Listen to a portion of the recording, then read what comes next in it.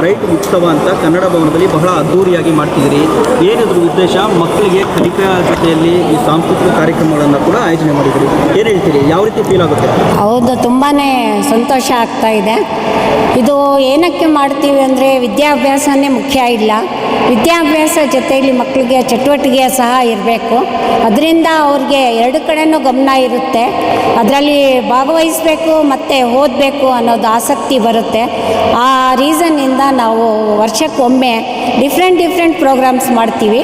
ಈ ವರ್ಷ ನಾವು ಬ್ರೈಟ್ ಉತ್ಸವ ನಡೆಸಿದ್ವಿ. ಹಾಗೆ ಹೋದ ವರ್ಷ ನಾವು ಫುಡ್ ಫೆಸ್ಟಿವಲ್ ಮಾಡಿದ್ವಿ, ಒಂದು ವರ್ಷ ಸ್ಪೋರ್ಟ್ಸು. ಹಾಗೆ ನಾವು ಅದ್ದೂರಿಯಾಗಿ ಪ್ರತಿಯೊಂದು ವರ್ಷ ಫಂಕ್ಷನ್ಸು ಆಚರಣೆ ಮಾಡ್ತೀವಿ. ಈ ಕಾರ್ಯಕ್ರಮದ ಮೂಲಕ ಮಕ್ಕಳಿಗೆ ಏನು ಸಂದೇಶ ಕೊಡೋಕೆ ಹೊರಟಿದ್ದೀರಿ? ಮಕ್ಕಳಲ್ಲಿ ಯಾವ ರೀತಿ ಕಲಿಕಾ ಒಂದು ಆಸಕ್ತಿ ಇರ್ಬೋದು, ಈ ಸಾಂಸ್ಕೃತಿಕ ಕಾರ್ಯಕ್ರಮಗಳ ಆಸಕ್ತಿ ಇರ್ಬೋದು, ಬೇರೆ ಬೇರೆ ಒಂದು ಚಟುವಟಿಕೆಗಳಲ್ಲಿ ಯಾವ ರೀತಿ ಒಂದು ಮಾಡ್ತಾ ಇದ್ದೀರಿ ನಿಮ್ಮ ಶಾಲೆಯಿಂದ? ಇದರಿಂದ ಮಕ್ಕಳಿಗೆ ಸ್ವಲ್ಪ ಮೈಂಡ್ ಫ್ರೆಶ್ ಆಗುತ್ತೆ ಮತ್ತು ಕಲಿಯೋದನ್ನು ಸುಮಾರಾಗಿರುತ್ತೆ. ಬೇರೆ ಬೇರೆ ರೀತಿಯಿಂದ ಟೀಚರ್ಸು ಅವ್ರಿಗೆ ಪಾಠ ಮಾಡಿರೋ ರೀತಿ ಪ್ರೋಗ್ರಾಮನ್ನು ಕಂಡಕ್ಟ್ ಮಾಡ್ತಾರೆ. ಅದರಿಂದ ಅವ್ರಿಗೆ ಎಲ್ಲ ನಾಲೆಡ್ಜ್ ಬರುತ್ತೆ ಅಂತ ಮಾಡ್ತಾರೆ. ಮೇಡಮ್, ಈಗ 50 ಜನರಿಂದ 500 ಜನ ವಿದ್ಯಾರ್ಥಿಗಳನ್ನು ಸಂಪಾದನೆ ಮಾಡಿದ್ದೀವಿ. ಹೌದು. ಈ ಒಂದು ವಿಶೇಷ ಸಂದರ್ಭದಲ್ಲಿ ನಿಮ್ಮ ಶಾಲೆಯಲ್ಲಿ ಓದ್ತಾ ಇರ್ತಕ್ಕಂಥ ವಿದ್ಯಾರ್ಥಿಗಳಿಗೆ ಏನು ಸಂದೇಶ ಕೊಡ್ತೀರಿ? ನಾವು ಅವ್ರಿಗೆ ಫಸ್ಟಿಂದ ಸುಮಾರು ಮಕ್ಕಳು KG LKG ಸೇರಿರೋ ಮಕ್ಕಳು 10th ನಮ್ಮಲ್ಲೇ ಅವರು ವಿದ್ಯಾಭ್ಯಾಸ ಮಾಡಿ ಒಳ್ಳೆಯ ರಿಸಲ್ಟ್ ತೊಗೊಂಡು ಹೋಗಿದ್ದಾರೆ. ಹಾಗೆ ನಮ್ಮ ಶಾಲೆಯಿಂದನೂ ಕಂಟಿನ್ಯೂಸ್ ನಾವು 100% ರಿಸಲ್ಟ್ ಸಹ ಕೊಟ್ಟಿದ್ದೀವಿ. ನಮ್ಮ ಶಾಲೆಯಲ್ಲಿ ಡಿಫ್ರೆಂಟ್ ರೀತಿ ನಾವು ಪಾಠ ಮಾಡಿ ಮತ್ತು ಅವ್ರಿಗೆ ಈವ್ನಿಂಗ್ ಟೈಮ್ಸು ಸ್ಪೆಷಲ್ ಕೋಚಿಂಗ್ ಕೊಡ್ತೀವಿ. ಅದರಿಂದ ಎಲ್ಲ ಮಕ್ಕಳು ನಮಗೆ ಸುಮಾರು ಅಡ್ಮಿಷನ್ ಆಗಿರೋ ಮಕ್ಕಳು ಮತ್ತೊಂದು ಸೇರಿ ಸ್ಟ್ರೆಂತ್ ಜಾಸ್ತಿ ಮಾಡ್ಕೊಂಡಿದ್ವಿ. ಏನೆಲ್ಲ ಕಾರ್ಯಕ್ರಮಕ್ಕೆ ಸರ್, ಕಾರ್ಯಕ್ರಮಕ್ಕೆ ಫಸ್ಟು ಪೇರೆಂಟ್ಸು ವೆರಿ ಇಂಪಾರ್ಟೆಂಟ್, ತುಂಬ ಮುಖ್ಯ. ಆಮೇಲೆ ಹಾಗಾಗಿ ಚೀಫ್ ಗೆಸ್ಟಲ್ಲಿ ತುಂಬ ನನಗೆ ಅಚ್ಚುಮೆಚ್ಚಿರೋ ಅಂಥ ಗೆಸ್ಟು, ಅದರಲ್ಲಿ SI ಮಿಸ್ಟರ್ ಶಿವಕುಮಾರ್ ಸರ್ ಅಂತ ಬಂದಿದ್ದರು. ಆಲ್ರೆಡಿ ಅವರು ಸ್ಪೀಚಲ್ಲಿ ಎಲ್ಲ ಹೇಳಿದ್ದಾರೆ.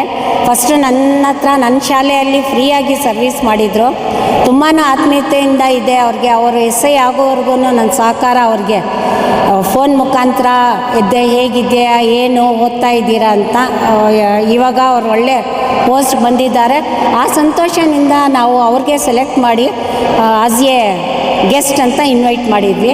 ಮತ್ತು ಇನ್ನೊಂದು ತಮೀಮ್ ಸಾರು ಸುಮಾರು ಹಲವಾದ ಶಾಲೆಗಳು ನಡೆಸ್ತಾ ಇದ್ದಾರೆ. ತುಂಬ ಆತ್ಮೀಯತೆ ಅವ್ರದ್ದು. ಆಮೇಲೆ ತುಂಬ ಅವ್ರಿಗೆ ಹೆಲ್ಪಿಂಗ್ ನೇಚರ್, ತುಂಬ ಸಹಕಾರ ಪ್ರತಿಯೊಬ್ಬರಿಗೂ ಮಾಡ್ತಾರೆ. ಆ ಒಂದು ನೇಚರಿಂದ ಅವ್ರಿಗೂ ಇನ್ವೈಟ್ ಮಾಡಿದ್ವಿ. ಸೋಷಿಯಲ್ ಮೀಡಿಯಾ ಪ್ಲಾಟ್ಫಾರ್ಮ್ ವಿದ್ಯಾರ್ಥಿಗಳ ಭವಿಷ್ಯಕ್ಕೆ ಮಾರಕನ ಪೂರಕ ಎರಡು ಯಾವ ರೀತಿ ಬಳಸ್ಕೋಬೇಕು ಅಂತ ಅದನ್ನು ಹೇಳಿ.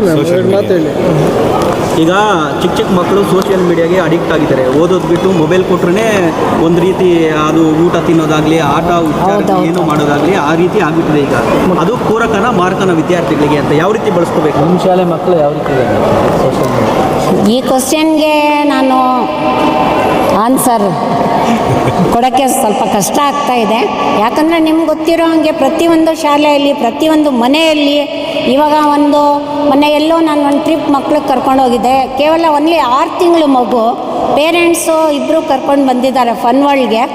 ಅವರು ಹೆಂಡತಿ ಅಲ್ಲಿ ಹೋಗಿ ಆಟ ಆಡ್ಕೊಂಡು ಬರೋವರೆಗೂ ಅವ್ರ ಹಸ್ಬೆಂಡು, ಮಗು ತುಂಬ ಅಳ್ತಾ ಇತ್ತು. ಮೊಬೈಲ್ ಕೊಟ್ಟ ತಕ್ಷಣ ಅದು ಸೈಲೆಂಟ್ ಆಗೋಯ್ತು.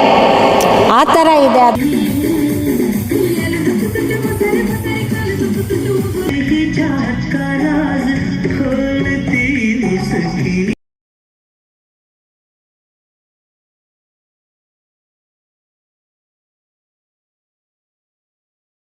ऐसा मेरा यार है,